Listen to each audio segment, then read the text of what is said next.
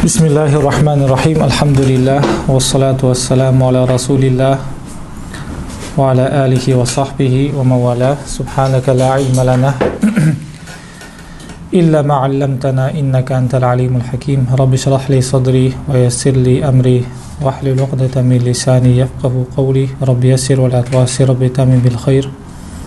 Amma ba'd. Assalamu alaykum wa rahmatullahi wa barakatuh. Hurmatli shogirdlar, Allah Taala barшамызға пайдалы, хайырлы ілім нәсіп етсін. Біз ақида сабақтарын ары қарай жалғастырамыз. Өткен сабақта біз Насафи ақидасын бастаған едік. Сол Насафи ақидасын жазған Мусанниф рахимахулланың қысқаша өмірбаянын өттік. Имам Насафи жайында, кітап жайында қысқаша мағлұматтар беріп өттік. Кейін Матуриди мектебіндегі кәлам іліміне қатысты кітаптардың жазылу кезеңдерін өттік. Енді бүгін иншалла Алланың қалауымен кітапты бастаймыз. Кітап бастамастан бұрын айтып кететін нәрселер бар. Жалпы шариғат үкімдері бар. Ол шариғат үкімдері екіге бөлінеді. Фар'ия немесе амали деп айтады. Екіншісі Ал-аслия немесе i'tiqadiyya деп айтады. Ал-i'tiqadiyya. Демек бізде ахкамдар бөлінеді. Амали ахкамдар бар және i'tiqadi, асли ахкамдар бар. Сол фар'и амали ахкамдарды қарастыратын білімді фиқ білімі деп атайды. Немесе Абу Ханифа рахимахулла айтқан фиқл асғар. Фиқл асғар. Ал енді асли немесе i'tiqadi ахкамды қарастыратын білімді аймул ақида деп атайды, немесе аймул таухид, немесе аймул калам, немесе фиқл акбар деген сияқты. Осындай атаулар қойған. Біз иншалла өтетін нәрсеміз ол не? Ахкам ал-i'tiqadiyya. Жалпы кітаптарда ахкам деп айтатын болса, көбінесе түсіндіретін нәрсе не? Ахкам i'tiqadi ма, амали ма? Ахкам амали көбінесе еске түседі. Ахкам деген кезде көбінесе ахкам амали еске түседі. Демек біз иншалла ақида мәселелерін өтеміз. I'tiqadi үкімдерді өтеміз. Ақидаға байланысты, сенімге байланысты. Алла Тағаланың бар екендігі, әлемнің жаратылған екендігі, мысалға періштелердің бар екендігі, осының бәріне сенімге қатысты мәселелер. Енді Мусанниф рахимахулла кітапты бастаған кезде қалай бастайды? Хақаиқул ашияи сабитатун ва илму биха мутахаққиқун дейді. Хилаф лисуфустаия. Хақаиқул ашияи сабитатун, жалпы заттардың немесе бар заттардың болмысы бар дейді. Солай бастайды. Хақаиқ ашяй сабита. Заттардың болмысы бар. Бұл қиял емес, шынайы түрде бар. Деп осылай бастайды кітапты. Енді сұрақ келеді. Мусанниф рахимахулла неге кітапты осындай сөзбен бастаған? Хақаиқул ашяй сабитатун деп не үшін бастаған? Жалпы қараңыздар. Бізде мысалға ақидада негізгі нәрсе не бұл? Не нәрсе бекітеміз? Ақида оқыған кезде Алланың бар екендігін бекітеміз, және Алла Тағаланың сипаттарын бекітеміз.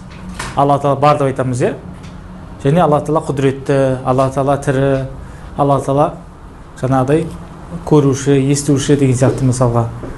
Алла Тағала қалаушы, ілімді деген сияқты, құдіретті, осы нәрселерді бекітеміз ақидада. Демек қараңыз, демек ақидада Алла Тағаланың барлығын және оның сипаттарын бекітеміз ақидада. Енді мысалға алдыңға мысалға бір дінсіз адам келсе, дінді мойындамайтын адам келетін болса, Алла Тағаланың бар екен, не дәлел бар десе, сен мысалға Құранды айтасың ба? Ол етеке Құранды мойындамайтын адамда. Демек қара, вujudуллахи таала ва сифатуху, егер Алла Тағаланың барлығы және оның сипаттарын бар екендігін біз Құранмен дәлелдейтін болсақ, Құранды айтатын болса, егер де дінді мойындамайтын адам сөйтіп айтатын болсақ, Құран деген не ол? Әддәл аля кәләми Аллахи тағала, Алла тағаланың кәләмін нұсқайтын нәрсе Құран деген. Дұрыс па? Біз сол Құран менен Алланың бар екенін дәлелдейтін болсақ, ол дұрыс болмайды да. Өйткені ол Құранды мойындамайтын адам. Бұл дауыр болады да. Түсіндің ма? Дауыр болады. Дауыр деген біз бірінші кітапта не дұрыс емес екенін баяндадық да. Дауыр дейтін нәрсе не? Дұрыс емес екенін баяндадық. Тәсәлсүл деген нәрсе, дауыр дейтін нәрсе дұрыс емес. Қалайша дауыр болады? Мысалға, Алла тағаланың бар екенін дәлел не десе, Құран дейді да. Ал Құран не? Алланың кәләмі. Енді Құран бекіту үшін ол неге тоқталу керек? Алланың бар екенін тоқталу керек, дұрыс па? Алладан бар екенін бекіту керек бірінші. Алланың кәләмінен дәлелдеу үшін бірінші Алладан бар екенін бекіту керексің, дұрыс па? Демек қараңыз, Алладан бар екенін дәлел не? Құран дейді. Ол Құранды мойындамайды бізде. Бірінші оны мойындау үшін Алланың бар екенін бекіту керексің да. Демек Алладан бар болу Құранға тоқталады да, Құранның бар болу неге тоқталады? Алланың бар екенін тоқталады да. Екеуі бір-біріне тоқтап отыр ма? Демек не болады ол? Дауыр болады да. Бір-біріне тоқтап отыр. Ал дауыр дейтін нәрсе батыл да. Оны біз бірінші кітапта айтып өттік. Демек бұл жол дұрыс па? Дұрыс емес та. Яғни бұл жерде мулхидтер болған болса, ал мұсылман болатын болса, ол қабылдайды әрине.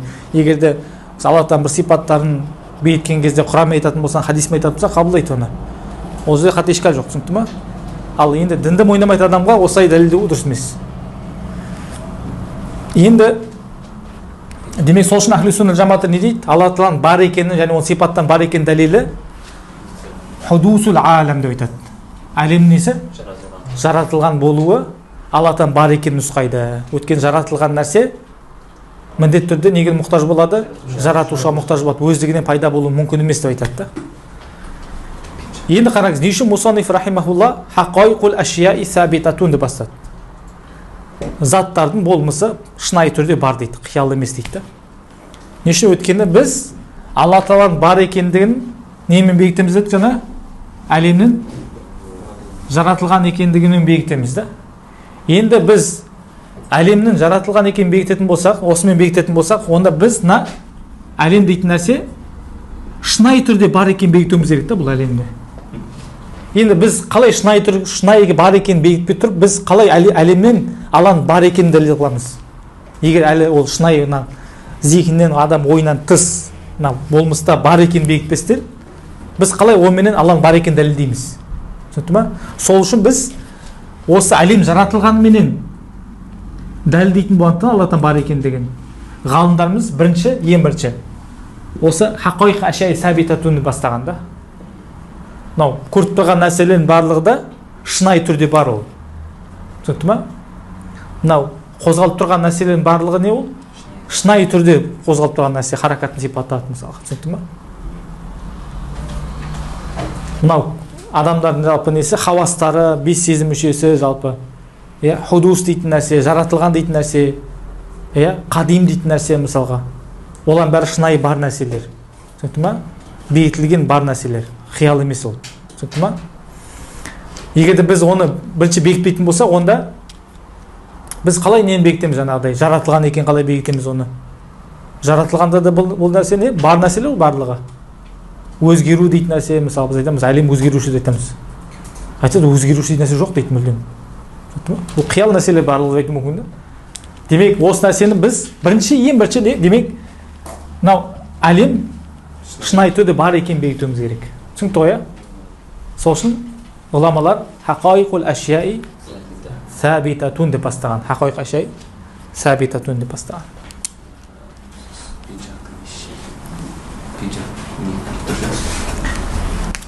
Түсіндіңіздер ма?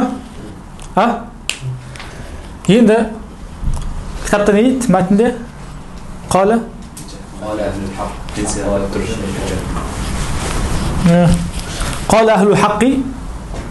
қала әхлу хақи хақ иелері айтты дейді. Не деп? Хақайқул ашяи сабитатун деп айтты. Хақ иелері, ақиқат иелері, заттардың болмыстары бар деп айтты. Енді әхіл деген не? Мулазиму лишей. Бір нәрсеге мулазим болған болса, соған не деп айтады? Әхіл деп айтады. Яғни бір нәрсемен тығыз байланысты болған болса, соған мулазим деп айтады, түсінді ме? Ажырамай сонымен тығыз байланысты болған болса, соған әхіл деп айтады. Хақ деген мағынасы не? Әл-хаққу huval hukmul mutabiqu lil waqi'. Haq degimiz haqiqatga сай келетін үкім. Соны не айтады? Хақ деп айтады. Оған қарамайшы не? Батыл. Хақтың қарамайшы батыл. Түсінді ма? Демек, ахлу хақ дегенде, хақ дегеніміз бұл жерде ал-хукму мутабиқу лил вақи'. Сөздері ақиқатқа сай келген адамдар былай деп айтады. Түсінді ма? Енді хақ деген сөз жалпы ютлақу аля маанин.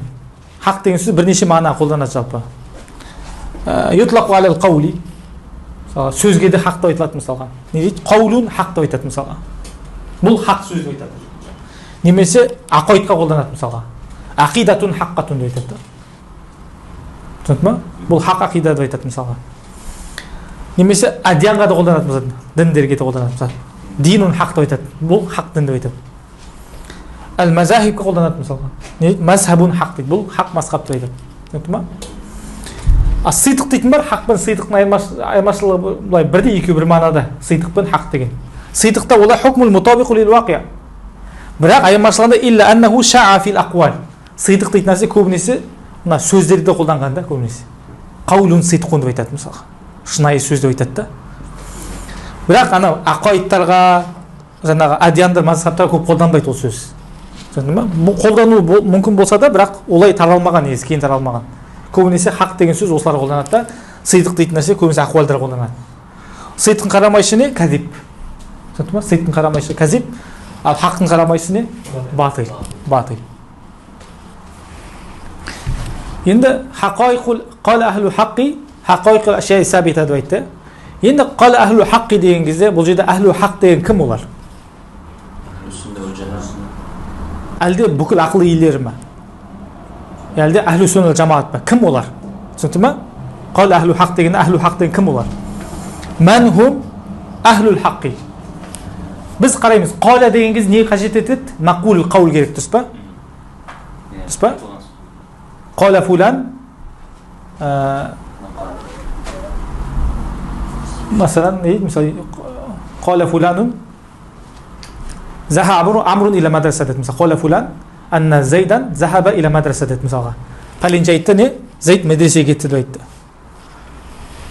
Пәленше айтты, нені айтты ол? Зайд медресеге кетті деп айтты. Сол Зайд медресеге кетті мақул қаул болады да. Айтылған сөз болады да. Түсінді ма? Демек сөздің айтылған нәрсесі болады да. Соны мақул қаул деп айтады. Демек қала ахлу хақ дегенде біз ахлу хақтың кім екенін білуіміз үшін қаланың мақулы қайсы? Соны білуіміз керек. Түсінді ма? Қараңыз, мақул қаули айтылған сөз қала деген кезде не айтылып жатыр?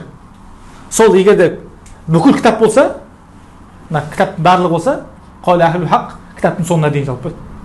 Хақиқат сабита ва илму биха мутахаққиқ хилаф лифсуфустаия деп кетеді толықтай, полный кітап. Бүкіл кітап мақсат етілген болса, онда ахлу сүннат жамаат болады. Түсінікті ғой?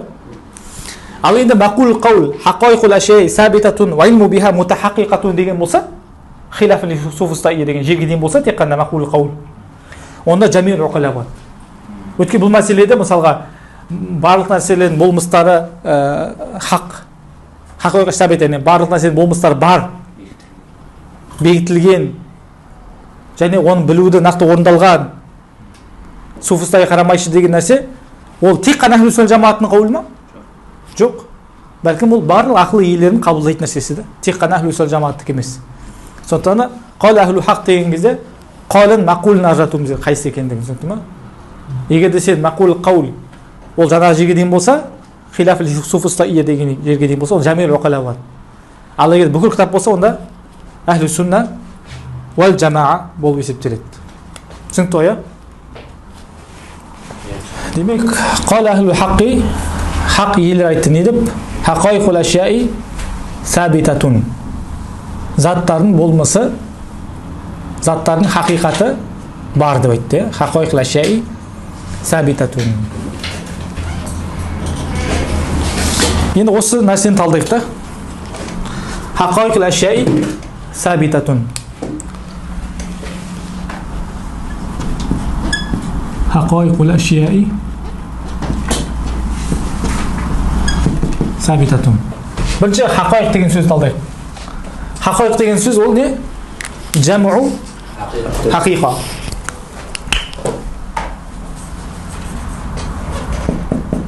Haqiqa деген сөздің жама. Haqiqa дегеніміз не ол? Haqiqa деген болмыс қой, жалпы болмыс. Болмыс деген не ол? Сол нәрсе айтады, түсінікті ма? Haqiqa дегеніміз ол ма бихи шей, ма бихи шейу хуа. Ма бихи шейу хуа. Қандай да бір нәрсе сонымен нәрсе болып тұрған болса, не болады ол? Haqiqa болады, түсінікті ма? Мысалға, инсан деген кезде инсан не нәрсемен инсан болып тұр? Сол не болады? Haqiqасы болады да. Не нәрсемен инсан болып тұрған болса, сол haqiqасы болады да. Мысалы не? Ма бихи инсану уал инсан. Сол haqiqa болады, түсінікті ма? Адам не нәрсемен адам болып тұрған болса, сол haqiqa болады. Ол не? Адам не нәрсемен адам болып тұр? Хайуан натық. Демек хайуан натық не болады? Haqiqa болады, түсінікті ма? Haqiqa болады. Мысалға, ма бихил асаду, асад, хуал асад. Асад не нәрсемен асад болып тұр? Арыстан не нәрсемен арыстан болып тұр? Хайуан муфтарис та.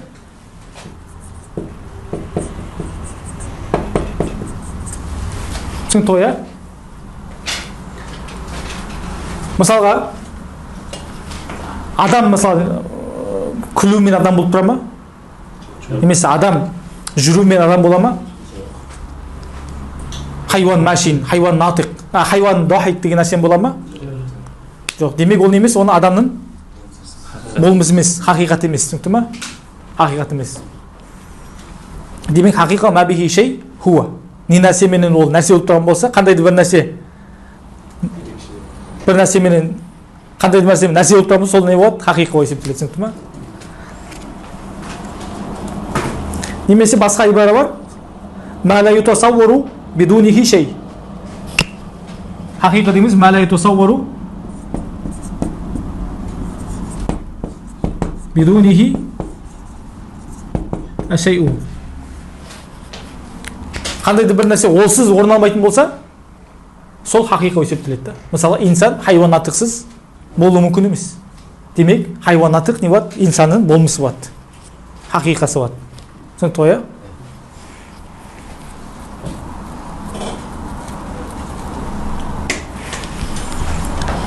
Түсінді ме haqiqa деген сөзді? Хақайқул ашия деген кезде. Ал ашия. Ашия деген шейдің жама, дұрыс па? Шей деген сөздің жама. Шей деген не қолданады? Ашейу индана хуал маужуду. Ол бізде маужуд қолданады. Шей деген не? Маужуд. Бар нәрсеге айтылады шей деп. Мысалы, Құранда айтады Алла Тағала: "Ва қад халақтука мин қаблу ва лам таку шей'a" дейді. Ва лам таку шей'a. Яғни ва лам такун шей'ан, яғни ва лам такун маужудан деген сөз. Сен жоқ едің. Түсінді ма? Жоқ едің. Демек, шейді не? Маужуд қолданып тұр. Муътазила мазхабына қарамайша, түсінді ма? Шейді мысалы мадумбада қолданады да олар. Бірақ мадум қолданады да. Қандай мадум? Бірақ бар болуы мүмкін болатын жоқ нәрсеге шей деп айтады да олар. Ал бізде бар болуы мүмкін болған мадум нәрсеге шей деп айтпаймыз. Талас осы жерде. Біз өттік оны негізі. Ал енді жоқ бар болуы мүлдем мустахил нәрсе болатын болса, бар болуы мустахил нәрсе болмаса, оған шей деп айтамыз ба? Иттифақын айтпаймыз. Иттифақ айтпаймыз. Түсінікті ма? Мысалы, Аллахтан серігі болуы. Алланың серігі не? Жоқ. Болуы да мустахил. Дұрыс па? Ол жоқ нәрсе. Оған шей деп айтамыз ба? Муътазилада да, және бізде де. Түсінікті ғой, иә? Ал бар болуы мүмкін болған нәрселерге, бірақ жоқ болса, оларға шей деп айтылады. Муътазилада бізде айтылмайды. Бізде әшейу индана хуал маужуду. Бар нәрсе айтылады тек қана. ما لا يتصور بدونه شيء. بدونه شيء يعني عاوز ما يتني غصب يتكلم ما لا يتصور بدونه شيء.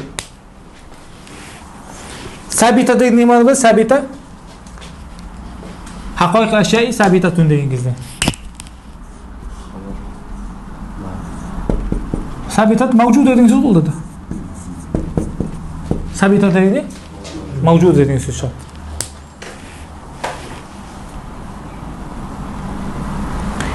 енді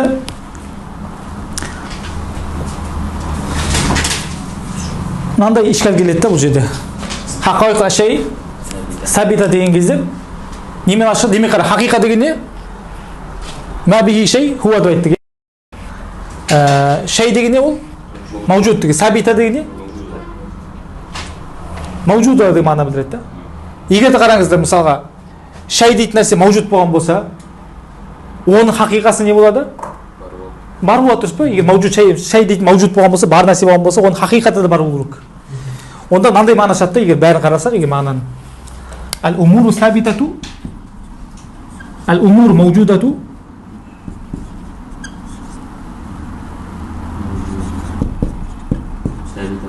маужудатун болады да өйткені маужуд шай маужуд деп айттық сабита маужуд деп айттық да демек не болады әл умур маужудату маужудатун деген болады да бар нәрселер бар болады да бізде не болу керек қараңыз араб тілінде жалпы мубтада мен хабар екеуі екі бөлек нәрсе болу керек та екеуі бір нәрсе болмау керек пайдасы болмайды да онда бірақ мына жерде екеуі бір нәрсе әл умур маужуда бар нәрселер бар дейді да бар нәрселер не бар дейді да пайдасы жоқ сөз секілді да демек мына сөз не жоқ дейді пайдасы жоқ дейді да бұл сөздің сондай ишкал келеді жалпы сондай ишкал келтірген бұған қалай жауап берген бұл жалпы сыртынан қарағанда солай болған болса да бірақ мағынасы сондай емес дейді әл умуру маужудату фи зихни уа фи иътиқадина біздің сеніміміздегі біздің түсінігіміздегі ойымыздағы нәрселер бар деп жатқан мәселеміз ол сыртта да бар деген сөз маужудатун фи хариж деген сөз мына маужуд пен мына маужуд екі бөлек та мына маужуд фи иътиқадина мына маужуд фи хариж мына біздің түсінігімізде маужуд түсінікті ма біздің ойымыздағы маужуд бар деп жатқан нәрселеріміз олар сыртта да бар деген сөз шынайы түрде бар деген сөз демек екеуі екі бөлек болды ма екі бөлек болды түсінікті ма маудуы яғни мубтадасы хабары екеуі екі бөлек болды енді дұрыс болды ма жұмала дұрыс болды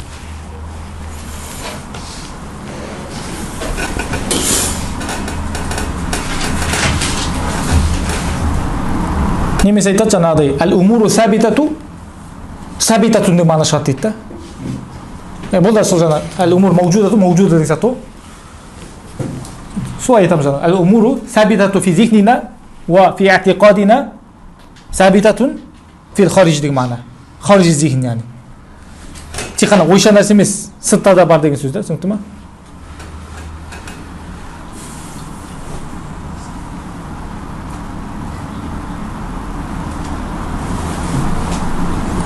кейін айтады мусаниф рахимахулла уал илму биха мутахаққиқун дейді және оны білу нақты орын алған дейді түсінікті ма оны білу не нақты орын алады нақты бекітілген оны білу нақты бекітілген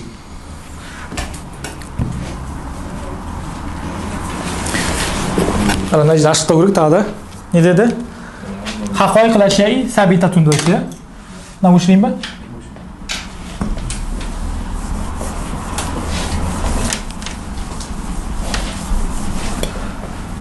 حقائق الأشياء ثابتة وعلم بها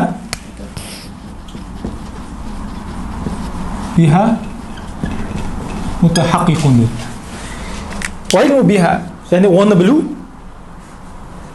нақты бекітілген биха деген дамир қайда қайтады бұл жердегі биха деген хақиқа қайта ма әлде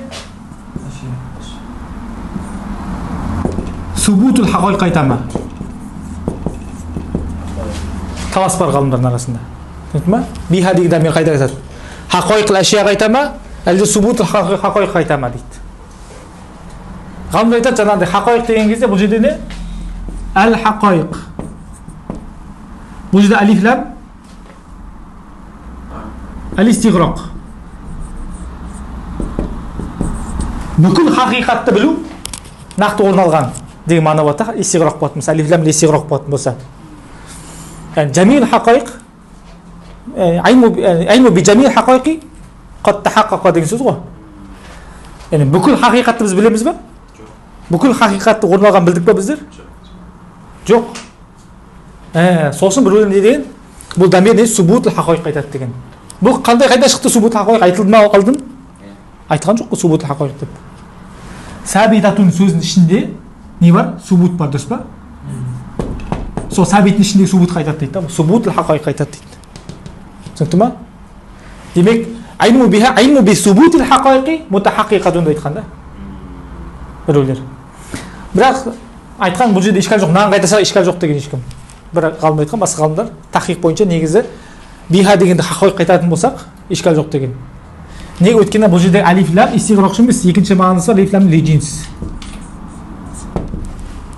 Айлму би джинси хақайқи мутахақиқун деген сөз. Жалпы хақиқаттан жынысын жалпы білу нақты орын алған.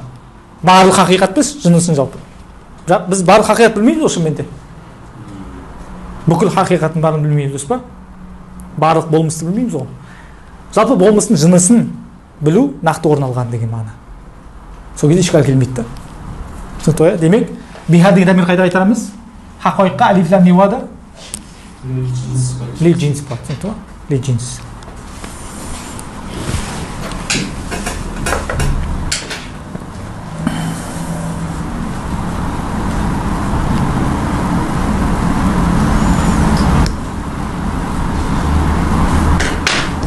Бұл нәрсе әл-айлму биха мутахақиқун дейді жаңағыдай. Хақайқ ашай сабитатун айлму биха мутахақиқатун деген, мутахақиқун деген жалпы хақиқатты жоққа шығаратындарға қатысты жауап беріп жатыр да бұл жерде. Жаратылыстардың бар нәрселердің болмысы жоқ дейді да вообще. Бар нәрселердің хақиқаты жоқ дейді да. Мына көріп тұрған барлығына не деп айтады? Хаял деп айтады, қиял. Мысалға не? Суды көресің, мысалы суға не бір не? Қалам салса мысалы суға. Не істейді? Қалам майысып кетеді, дұрыс па өйтіп? Қалам майысқан күйде көресің да. Қалам шығарса не? Қайтадан тегіс болып қалады мысалға. Әр түрлі бола береді да мысалға. Мысалға алыстан бір не көресің, су сақты көресің да. Бірақ барсаң су емес та ол. Сонда хақиқат жоқ дейді да мүлдем. Бір нәрсе мысалға бір адамды не? Екі деп көреді, бір нәрсені біреулер не? Біреу деп көреді дейді да. Қый адам мысалы екі деп көреді дейді да. Басқа біреу оны біреу деп көреді дейді да. Біреулеріміз тәтті нәрсені балдымыз тәтті деп сезеді, біреу ащы сезіледі біреуге. Мысалы қатты ауырған кезде, қызу көтерген кезде. Сөйтіп не дейді? Хақиқатта жоқ дейді да мүлдем. Түсінікті ма? Бұл саған не істеп жатыр? Рот қайтарып жатыр соларға. Яғни хақиқат жоқ ешқандай, және оны білу мүмкін емес деген адамдарға жауап беріп жатыр. Түсінікті ма?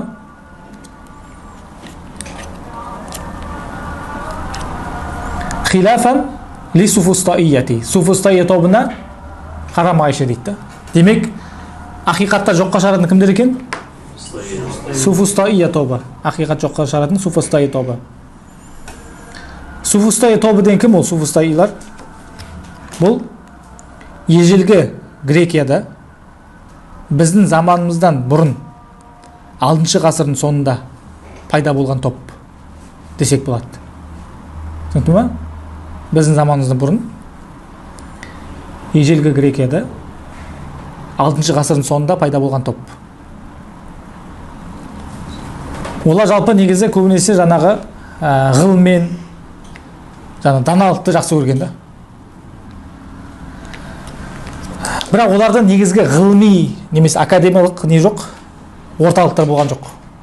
Түсінікті ма? Ғылыми бір академиялық ешқандай бір орталықтар болмаған.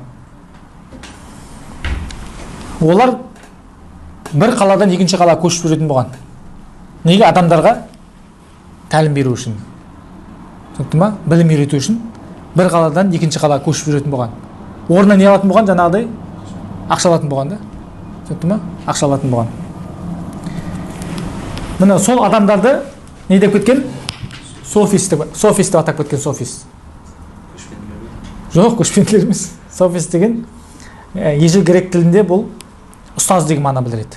Немесе мұғалім дейді ғой. Ғалым, дана деген мағынада қолданады. Софист деген.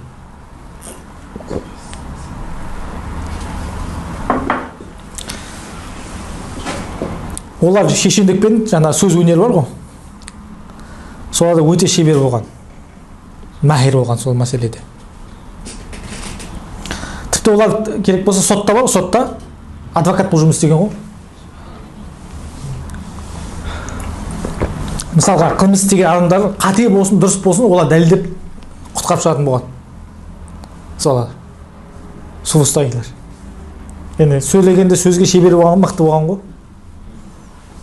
Ано қарсы тарапта адам қате болсын, не болсын, жалпы дұрыс болсын, өзінің сөзін дәлелдеп шығатын болғанда.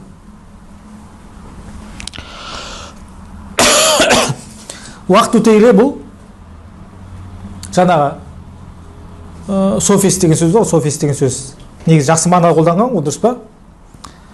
Өзінің бастапқы қойылған мағынасына ауытып кеткен. Түсінікті ма?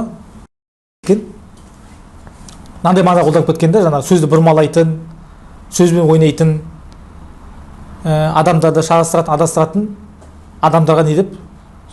Софист деп аталып кеткен одан кейін. Ал негізгі мағынасы жақсы мағынада негізі софист деген. Мұғалім, ұстаз деген мағына. Бірақ кейін жаман мағына қолданып кеткенде. Түсінікті ма? Адамдар шатастыратын, сөздермен ойнақтайтын жаңа сөздерді. Мысалы, бір сөз мынандай мағына білдіреді, оның басқа мағынасы қолданып кетеді, мысалға сөйтіп адамды шатастырады да. Түсінікті ма? Сондай нәрсе қолданып кеткен. Ол кезде жаңағыдай, олар шыққан кезде олар қарсы тұратын адам болмағанда, қарсы олардың үні өшіретін ешкім болмағанда. Кейін Грекия мықты жаңағы 3 ойшылы философтар шықты да, Сократ, сосын барып Афлатон дейді ғой, Афлатон. Не дейді бізде? Платон дей ма?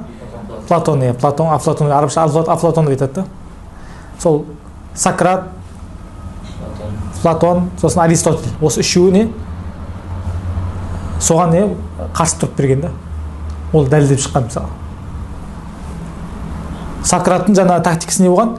Олар әрбір сөздерін алып алып, дұрыстап нақтылайтын болғанда не мағына білдіріп тұр. Сосын олар қарсы құжат тұрғызатын болған, сөйтіп үнін өшіретін болғанда олардың. Түсінікті ғой? Одан кейін оның шәкірті Платон, одан кейін Аристотель. Осылар негізгі софистайларға қарсы жауап бергендер. Түсінікті ғой? Енді софистайлардың жалпы өздері негізі қанша топқа бөлінеді? 3 үлкен топқа бөлінеді. Софистайя дейтін олар айнадия бар, және де айндия деген бар. Айндия.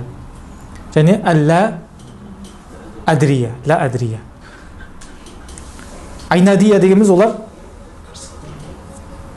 Жазып берейін ба бұны? Тақтаға жазайын ба?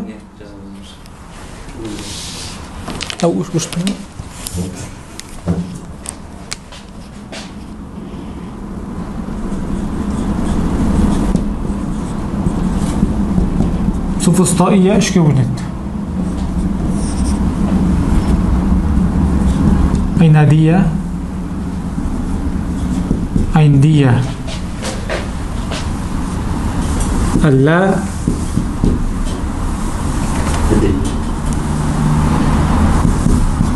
لا أدري.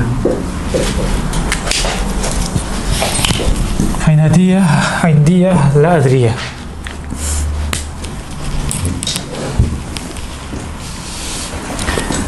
Айнадия дегеніміз олар жалпы заттан болмысын мүлдем жоққа шығаратындар.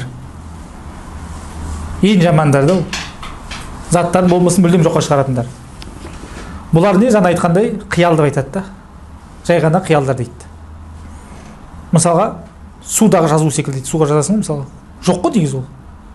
Суға жазсаң жоқ болып кетеді, дұрыс па? Сондай нәрсе дейді да. Немесе жаңа алыстағы су сияқты көрініп тұрады, жазда мысалы қараса алыстағы су сияқты көрініп. Не дейді оны? Жоқ, көкжиек емес. Сарап дейді ғой арабша, сарап. Сағым. Мысалы сағым секілді дейді да, қарайсың, мысалға.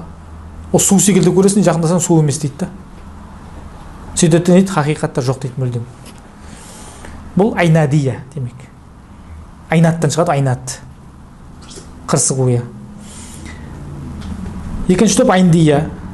Олар айнда деген нәрсе шығады да, айндия. Олардың сені бойынша жалпы заттан болмысы бар дейді. Бірақ олар адамдардың сеніміне қатысты әртүрлі дейді да.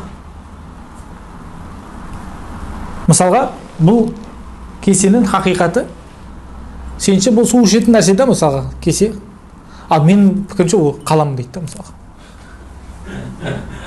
Ананың сенім бойынша да басқа нәрсе болуы мүмкін да. Айнда деген сөз. Айнди каза, айндаху каза, айндаху каза деп сөйтіп айтады. Соны айндия деп кеткен да. Пәленшенің сені бойынша на хақиқат басқаша болуы мүмкін. Менімде но басқаша хақиқат болуы мүмкін. Анада басқаша хақиқат болатынын деп сөйтіп айтады да. Соны айндия деп айтады. Үшінші ла адрия деген бар. Оларда не істемейді? Хақиқатты жоққа шығармайды. Заттан болмыстан жоққа шығармайды. Бәлкім білмейміз дейді. Мына хақиқат не десін білмеймін дейді. Сен өзің хақиқатını білмеймін дейді. Ла адри дейді, түсінді ма? Сол үшін ла адри білмеймін дегесін ла адрия болып кеткен, ла адрия. Түсінді ма? Ла адрия.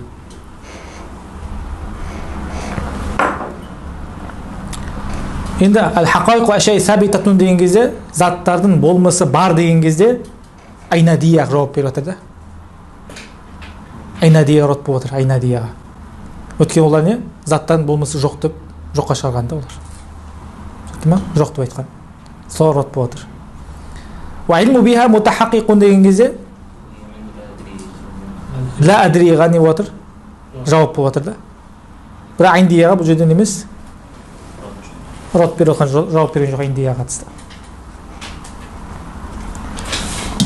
Негізі бұларға негізі жауап беру немес дейді. Басқа кітап өтесің, алдағы кітаптарда ләмешед өткен кезде осылар зікір етеді, олардың дәлелін айтады, оларға жауап береді әрқайсысына.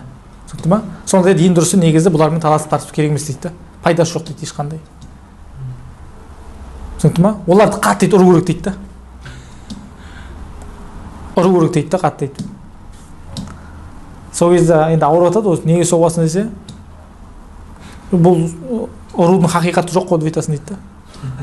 Бұл қиял тек қана сен сөйтіп ойлап жатсың. Немесе айтасың, бұл қатты ауырып жатыр десе айтасың, бұл ауруым мен үшін бұл ләззат деп айтасың да. Сенің құзырында бұл солай, бірақ мен құзырымда ләззат болды деп айтасың да. Түсінді ма? Сол кезде мойындайды дейді олар. Хақиқат бар екен мойындайды дейді.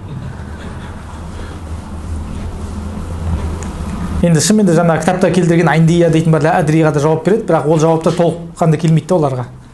Айнадия жауап берсек болады да. Түсінді ма? Мысалға, заттардың хақиқаты жоқ деп айтты олар. Сол сөздің хақиқат па деп айтамыз да оларға. Сол айтып жатқан сөздің хақиқат, заттардың хақиқаты болмыстар жоқ деп айтқан сөздің хақиқат па, хақиқат емес па? Егер де жоқ десе, хақиқат емес десе, өзі масқарадан айтқан болады. өткеннен масқа батыл болады да. Ал хақиқат, я хақиқат деген болса, онда бір хақиқат бекіткен болады да. Түсінікті ма? Егер бір хақиқат бекіткен болса, онда не болады? Біздің мазхабымыз дұрыс болады да. Не үшін? Не үшін егер бір хақиқатты мойындаған болса, өздерінің жаңағыдай заттардың болмысы жоқ деген нәрсе, хақиқатты осы мойындаған болса, онда жаңа хақиқаттан бар деген нәрсе біз айтқан мазхабымыз дұрыс болады да. Не үшін? Мантық өтіп жатсыңдар ғой. Қандай қағидаға сүйенеді бұл? Акс. Не акс?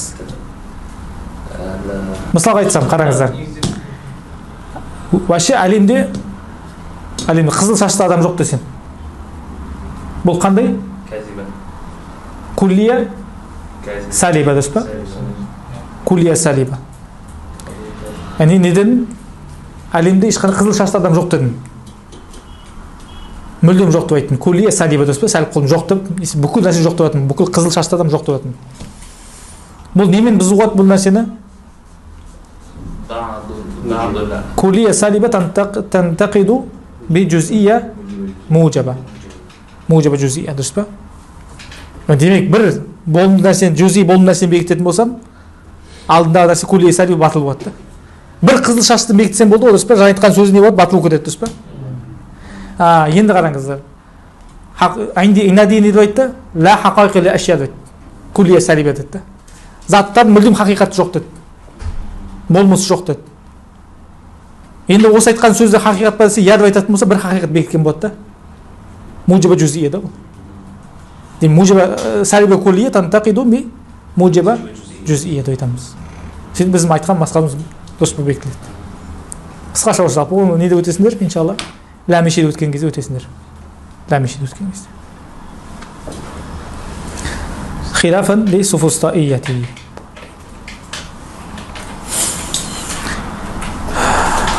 Кейін не дейді? Ва асбабул илми лил халқи саласатун дейді. Жаратылыстардың сол білімге жететін себептері қанша болады? Жаратылыстарға сол ілімге жететін себептері үшеу бар дейді. Хавас салима, ақыл және хабару садиқ. Оны иншалла келесі уақытта өтеміз. Субханакаллахумма бихамдика ашһаду ан ла илаха илля анта астағфирука ва атубу илейк.